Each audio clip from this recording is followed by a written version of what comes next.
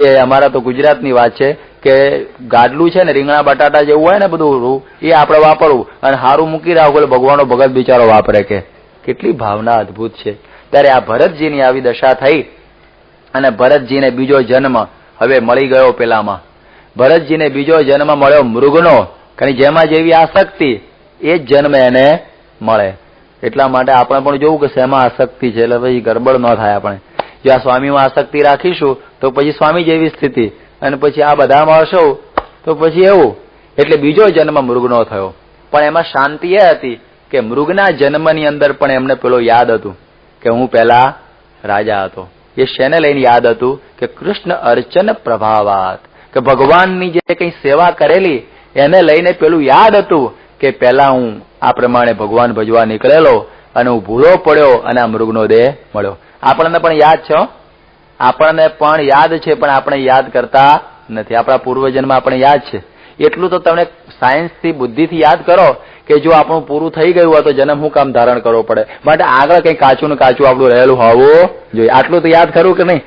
નહીતર તો આપણે મુક્ત જ થઈ ગયા હોઈએ, પણ આ જન્મ ધરીને બેઠા છીએ એટલે આપણે કઈ ને કઈ આગળ કઈ ચક્કર મારેલા હશે. એટલા માટે આ જન્મની અંદર આપણને પણ સ્મૃતિ રહેવી જોઈએ કે મારે ભગવાન ભજવા છે. એટલે પેલા ભરતજીએ પેલો મૃગનો દેહ હતો એટલે એમણે કાલંજર પર્વતની અંદર એ પોતે રહેતા મૃગદેહે. પછી એક દિવસ એમ થયું કે હવે આ દેહને પાડી દેવો.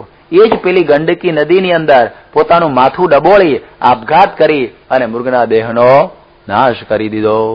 ત્રીજો જન્મ. હવે ત્રીજો જન્મ એમનો બ્રાહ્મણનો થયો. ત્રીજો જન્મ બ્રાહ્મણનો થયો અને બ્રાહ્મણના ઘેર જન્મ્યા, પણ પેલું યાદ રાખેલું કે મારે હવે કોઈ દિવસે આમાં આસક્તિ થવા દેવી નથી. મનુષ્યનો દેહ આવ્યો છે હવે, પણ મારે મનુષ્યના દેહે કરીને હવે મારે સંસાર વ્યવહારમાં ચિત્ત લાગવા દેવું નથી. જડની જેમ વર્તે. એને ખેતર હાચવવા મોકલ્યા તો ખવડાવી દે બધા પંખીઓને. તેના બાપ ને એના ભાઈઓને બધાને થયું કે આ કશા કામનો લાગતો નથી, કાઢો આને. હવારે બાપાએ નહોતી વાત કરી કે જે છોકરો કશો કામનો ના હોય પછી પ્રમુખ સ્વામી પાસે બાપા અને સાધુ કરો. કેમ? એમ ભણતો નથી, બુદ્ધિ નથી અને કઈ આવડત નથી. કઈ આ પાંજરાપોળ છે તો અહીંયા આગળ બધા ઢોર ભેગા કરવાના આવડા ગીરદી કે કોઈ જગ્યાએ ન ચાલે અહીંયા આગળ લાવી નાખવો. એટલે સંસારમાંથી લોકોને રસ નીકળી જાય એટલે પછી મંદિરમાં ધકેલે. એટલે આ દ્રષ્ટિથી આ સંસારમાં આને જાણી જોઈને ધ્યાન ન આપ્યું. એટલે ભરતજીને કહ્યું ભાઈ તમારે જ્યાં જવું હોય ત્યાં સુખેથી જાઓ, અમારે તમારી સાથે કોઈ હવે નિસ્બત નથી. ભરતજી પોતે નીકળી પડ્યા અને એ પોતે ફર્યા કરતા હતા. આ પોતપોતાને ખ્યાલ હતો કે મારે હવે આ ફરી જન્મ ધારણ કરવો નથી, આ છેલ્લો જન્મ કરી લેવો છે. એ હૃદયમાં ભાવના દ્રઢ થયેલી હતી. અને એમ કરતા કરતા કરતા એવું બન્યું કે એક વખતે ભીલો બધા મળ્યા અને ભીલોએ એક દેવી આગળ યજ્ઞ કરેલો અને એમાં માણસનું બલિદાન આપવાનું. પહેલાના સમયમાં નર બલિ અપાતો એટલે માણસનું બલિદાન આપવાનું હતું. એમાં આ મળી ગયા રૂષ્ટપુષ્ટ તબિયતના ભરતજી અને એમને પકડ્યા અને પકડીને એમને એમ થયું કે હવે દેવી આગળ એને વધારી દેવો. જયારે ભરતજીને પકડ્યા છે, દેવી આગળ મૂકેલા છે, પેલો તલવાર ઘસીને તૈયાર રાખેલી છે, પણ ભરતને બીક લાગતી નથી. જુઓ, આનું નામ કહેવાય જ્ઞાન. આ જ્ઞાન આ નામ છે કે એને મારી નાખવા માટેની તૈયારી હતી અને આ પ્રમાણે પેલી તલવાર ઉપરથી પડે એવી તૈયારીમાં હતું. છતાં પોતે ભૂલી ગયેલા કે હું ભરત છું, હું ભરત છું. એ પોતે ભાન ભૂલી ગયેલા તો એને મૃત્યુનો ડર લાગેલો નહીં. આપણે આવું હોય તો કેવું થાય? આપણા માથા ઉપર કોઈ તલવાર લઈને ઉભો હોય તો આપણે તો આગા પાછાથી ઝાડો પેશાબ બે સાથે થઈ જાય એને. પણ આને કઈ જ નહીં કે ભલે મારી નાખશે તો દેહને મારી નાખશે, મારા આત્માને કશું થવાનું નથી. આ જ્ઞાન આ ભરતજીના હૃદયમાં ઉતરી ગયેલું આ જ્ઞાન, અને એને લઈને એ પોતે એકદમ એ સ્થિર થઈ ગયેલા કે ભલે ઉપરથી તલવાર પડે. આટલું જો જ્ઞાન આવી જાય ને તો પછી સમજવું કે આ પ્રમુખ સ્વામીનું જ્ઞાન સાર્થક થયું કહેવાય. આજે તો રાત્રિ દિવસ પ્રમુખ સ્વામી વાતો કરતા હોય કે આપણા આત્મા છીએ, અક્ષર છીએ, બ્રહ્મ છીએ, આવું બધું બોલીએ ખરા. બધી જ વાતો કરીએ અને આમ લાગે કે કઈ જ નહીં. અમારા બધા ભજનીકો ગુજરાતમાં છે ને પેલા બધા પાનબાઈના ભજન ગાતા હોય કે એ પોતે કહે ને મેરું ડગે પણ મન ન ડગે, ભલે ભાંગી પડે બ્રહ્માંડ હોજી, એમ કરીને ગાતા હોય. પણ જો એના તંબુરા ઉપર ઉંદેડી આવી ગઈ હોય તો તંબુરો ભાંગી દે આમ. એટલે મેરું ના ડગે ને મન ના ડગે ને ભાંગી પડે બ્રહ્માંડ. આ હું તો ઉંદેડી આવી ગઈ. એટલે કરવાનું હું પછી બ્રહ્મ જ્ઞાન ને આ બ્રહ્મ જ્ઞાન ને કશું કામમાં આવે નહીં. એક સંન્યાસી હતા અને બ્રહ્મ જ્ઞાનની વાતો કરતા કે બ્રહ્મ સત્ય જગત મિથ્યા જીવો બ્રહ્મેવના પરઃ, બધું જ મિથ્યા છે, બધું જ મિથ્યા છે એમ વાતો કરતા હતા. અને દોડતા દોડતા જતા હતા ત્યાં આગળ હાથી પાછળ પડ્યો. હાથી પાછળ પડ્યો, દોડવા માંડ્યા. ત્યાં લોકો કહે છે કે હમણાં તો તમે બ્રહ્મ જ્ઞાન કરતા હતા ને હાથીથી ડરી ગયા. એટલે કે પલાયન અમે મિથ્યા, હું દોડું છું એ મિથ્યા સમજ ને બધું મિથ્યા જ છે. હવે આવા એ મિથ્યા જ્ઞાની હોય, પલાયનમ આપી મિથ્યા આવા મળી જાય ત્યારે એ જ્ઞાન સાચું નહીં. ગોપાળાનંદ સ્વામી એક વખતે કથા વાર્તા કરતા હતા અને એક ભાઈ આગળ આવીને હંમેશા બેહે, આગળ ને આગળ બેહે. ઘણા એવા હોય કે આગળ જ આવે, આગળ આવીને કથા વાર્તા સાંભળે. 6 મહિના કથા સાંભળી. એમ કરતા કરતા એક દિવસે આગળ આવીને રડવા માંડ્યા. ખૂબ રડ્યા, ખૂબ રડ્યા. સ્વામી કે હું થયું પણ રડો છો કેમ? કે બાપા બહુ ભૂંડું થયું. પણ હું ભૂંડું થયું વાત તો કર.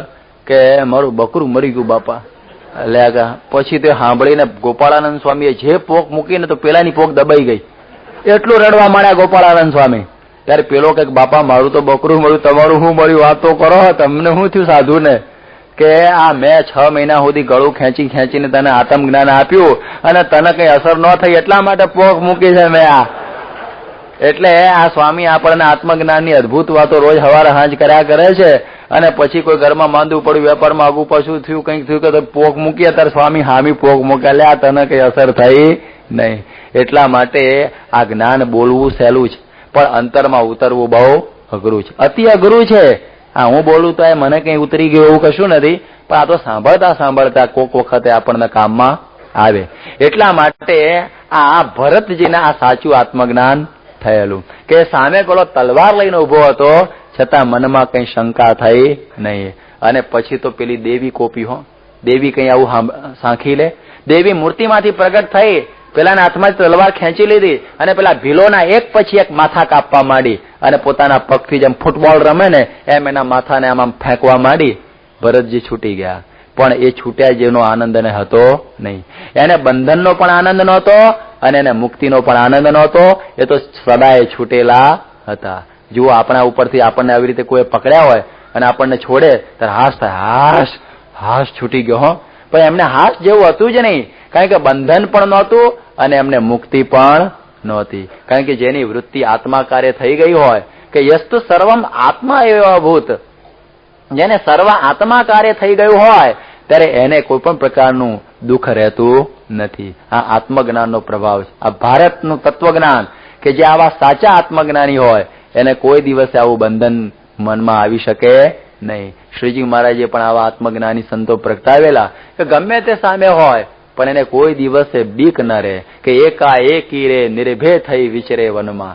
જ્યાં બ્રહ્માનંદ સ્વામીના પદો છે ને કે એને તો બસ નિર્ભય થકો પોતે ફરતો હોય એવી નિર્ભયતા આવવી જોઈએ.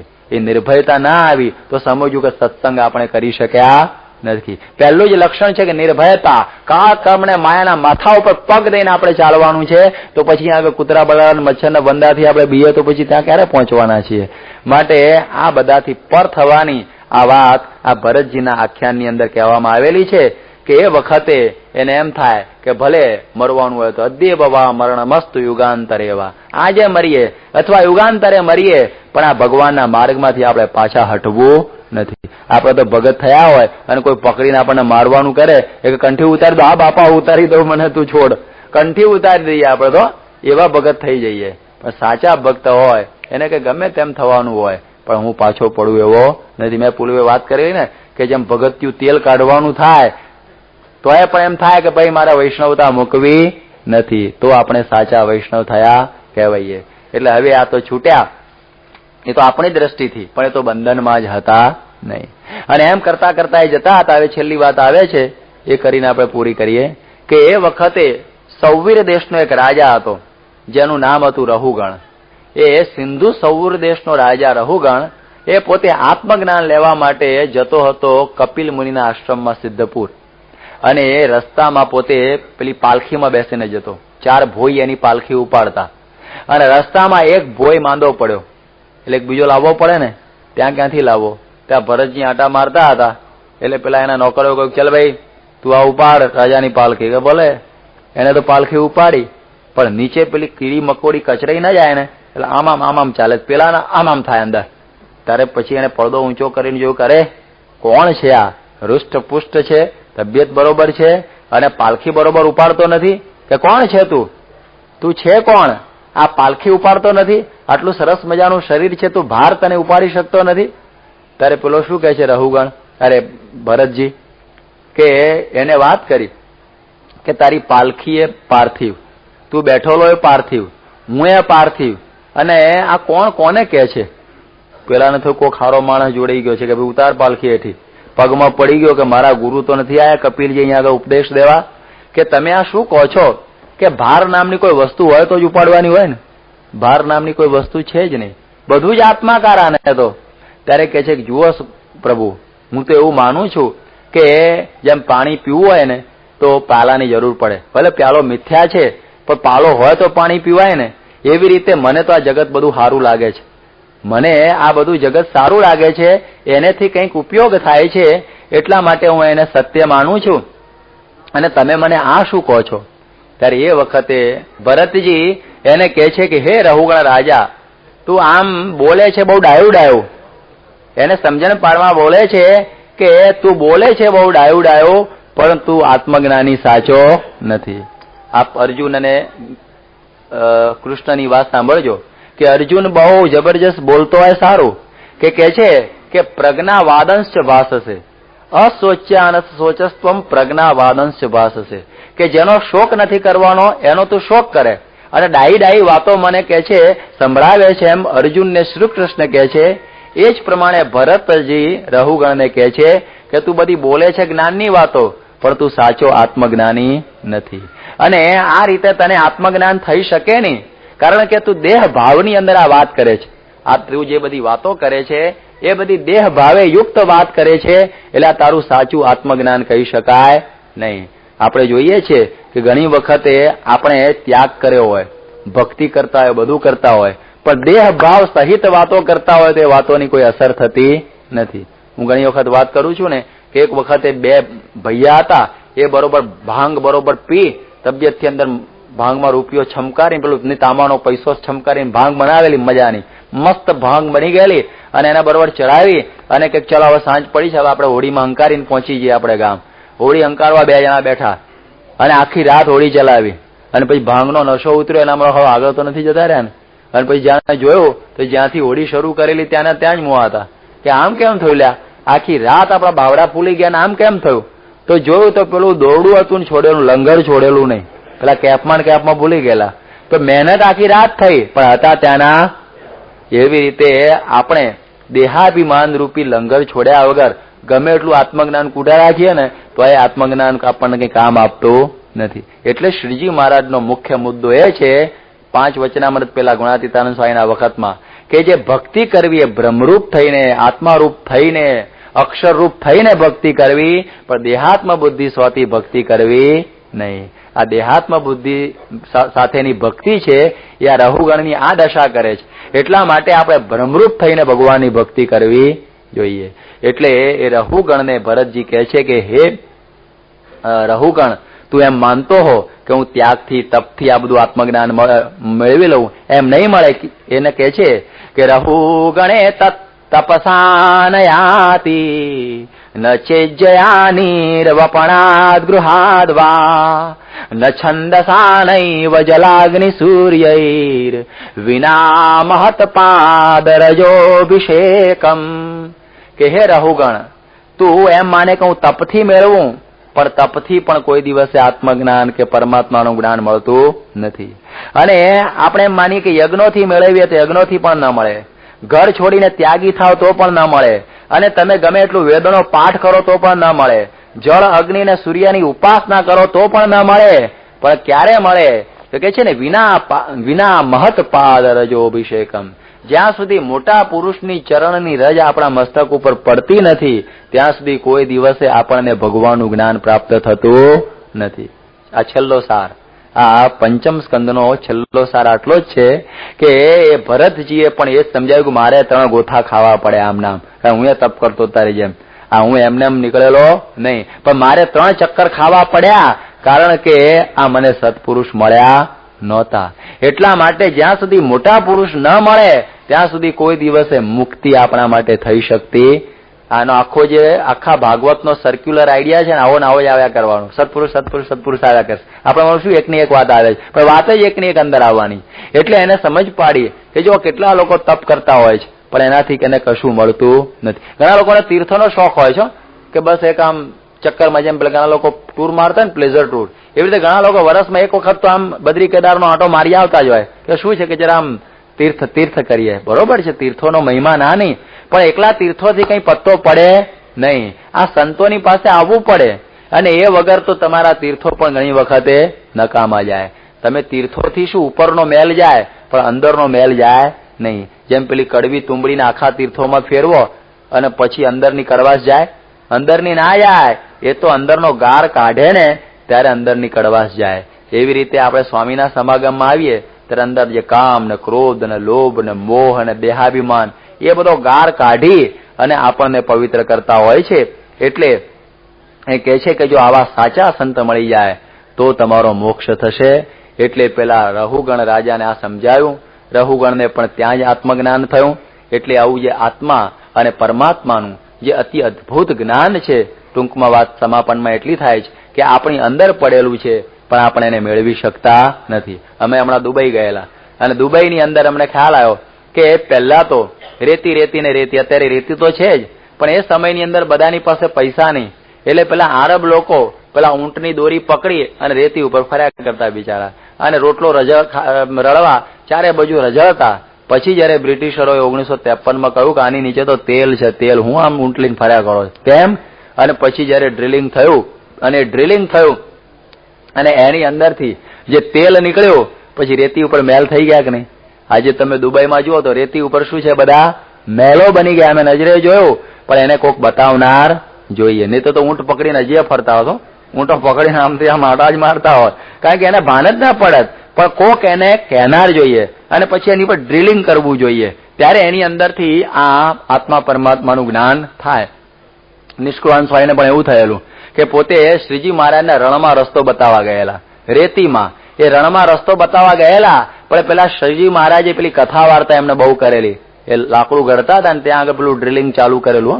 રોજ કથા વાર્તા કરે અને પછી આધોઈ ગામની અંદર આવ્યા અને શ્રીજી મહારાજ કહે છે કે હવે તમે ભિક્ષા માગી આવો. કે મહારાજ આખા ગામમાં બધા મને ઓળખે કે કેમ કે આ ગામમાં મારું સાસરું થાય, હું તો જમાઈ આખા ગામનો ગણાવું, એટલે આ ગામમાં મને બધા ઓળખે એટલે મારાથી ન જવાય. શ્રીજી મહારાજ એવું હોય કોઈ ન ઓળખો એવો બનાવું એમ? તરત જ એમને દાઢી મૂછ મુંડાઈ અને અલ્ફી પહેરાવી દીધી અને કહ્યું કે જાઓ હવે તમારું નામ શું પડી ગયું? નિષ્કુળાનંદ. એટલે તો કે છે ને કે ધન્ય એ ત્યાગ વૈરાગ્યને તજી જેને તનડાની આશજી, એ કુળ તજીને નિષ્કુળ થયા, જેનું કુળ અવિનાશજી, એ હું બલિહારી એ વૈરાગ્યને. એને જંગલ અરે રણમાં મૂંડી નાખ્યા. લ્યો એ રણની અંદર, એટલે રણમાં પેલું ડ્રિલિંગ કર્યું ને કહેતા કે સદગુરુ શબ્દની શારડી ઉતરી ગઈ આર પાર, કે સદગુરુ શબ્દની શારડી એવી આર પાર ઉતરી ગઈ કે નિષ્કુળાનંદ પોતે બની ગયા. અરે લાલજી સુથાર શું બની ગયા? નિષ્કુળાનંદ. એટલે સંપ્રદાયમાં એક એવી પણ વાત છે કે ભરતજીનો છેલ્લો જન્મ કયો હતો? નિષ્કુળાનંદનો. અને કે છે ને આગે તપસી તપસા કરતા રહી ગઈ કિંચિત કામા, સો કારણ આ નરતન ધરિયા સો જાનત હૈ રામા, મેં હું આદિ અનાદિ આ તો સર્વે ઉપાધિ. અને પોતે ગાતા કે અમે રે જડ ભરતની જાતના. નિષ્કુળાનંદ સ્વામીના પદો છે આ બધા. એટલે નિષ્કુળાનંદ સ્વામી રૂપે છેલ્લે એ પૂર્ણ પુરુષોત્તમ નારાયણને પામી અને એમનો પણ છેવટે મોક્ષ થઈ ગયો. એટલે આખ્યાન ઉપરથી આપણે એટલું પણ સમજીએ કે અનંત અપાર જે સુખનો રાશિ આપણી ઉપર પડ્યો છે એની અંદર આ પ્રમુખ સ્વામીની જો ચિનગારી એક આવી જાય તો એક મોટો જબરજસ્ત પ્રકાશ અંદર થઈ જાય. સયાન સ્વામી મહારાજ. ભાગવતનો તૃતીય સ્કંધ એ સાંખ્ય શાસ્ત્ર છે, જેમાં કપિલજીએ પોતાની માતાને સાંખ્યનો ઉપદેશ આપી, એટલે કે જગતના 24 તત્વોનું જ્ઞાન આપ્યું અને એવું સમજાયું કે આ 24 તત્વમય જગત છે અને એ બધું જ નાશવંત છે, માટે એમાં પ્રીતિ કરવા જેવી નથી. સાંખ્ય એટલે જેની સંખ્યા ગણાય એનું નામ સાંખ્ય. સંખ્યા ઉપરથી શબ્દ બન્યો સાંખ્ય. એટલે આ 24 તત્વોની એક રમત છે અને એ બધું નાશવંત. અને એ સાંખ્યની સાથે યોગ જોઈએ. કારણ કે જ્યારે નાશવંત બતાવીએ ત્યારે પછી કોની સાથે જોડાવવું એ પણ એક પ્રશ્ન બને. એટલા માટે આજે પંચમ સ્કંદ જે આપણે ગઈકાલે સાંભળ્યો આખો, એ પંચમ સ્કંદ એ યોગ શાસ્ત્ર છે. યોગ એ યુજ ધાતુ ઉપરથી આવ્યો એટલે કે જોડાવું. એટલે સાંખ્ય કરીને જગતના બધા પદાર્થોની અંદરથી વૃત્તિ સંકેલી અને યોગે કરીને ભગવાનની અંદર વૃત્તિ જોડવી, એનું નામ કહેવાય છે યોગશાસ્ત્ર. ભગવાન સ્વામિનારાયણે મધ્યના 24ના વચનામૃતમાં સમજણ પાડી કે સુખિયા રહેવું હોય તો સાંખ્ય અને યોગ આ બંને શાસ્ત્રોનું આપણને જ્ઞાન જોઈએ. એટલે આ બંને પડ્યા જ અને એ બે બરોબર જોઈએ. સાંખ્યથી આપણને આ લોકના સુખની અંદરથી વૃત્તિ તૂટવા માંડે અને યોગથી ભગવાનમાં આ વૃત્તિ જોડાવા માંડે. આમાં યોગથી આપણે એમ સમજીએ કે અષ્ટાંગ યોગ. અષ્ટાંગ યોગની વાત બહુ અઘરી છે કે યમ, નિયમ, આસન, પ્રાણાયામ, પ્રત્યાહાર, ધારણા, ધ્યાન અને સમાધિ, આ 8 યોગે સાધને કરીને આપણે એ યોગને પામીએ છીએ. એટલે કે યોગનું લક્ષણ એ છે કે ચિત્તવૃત્તિ નિરોધ, કે ચિત્તની વૃત્તિનો પરમાત્માની અંદર નિરોધ થાય એનું નામ યોગ.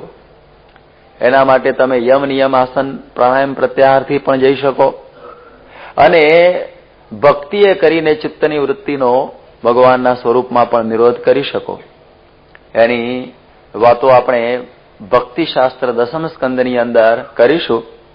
પણ અહીંયા આગળ એટલું તો સમજીએ કે પંચમ સ્કંદ જે યોગ કે છે એ કે ભરતજીએ બધું જ છોડ્યું પરંતુ એ મૃગલીમાં જોડાઈ ગયા.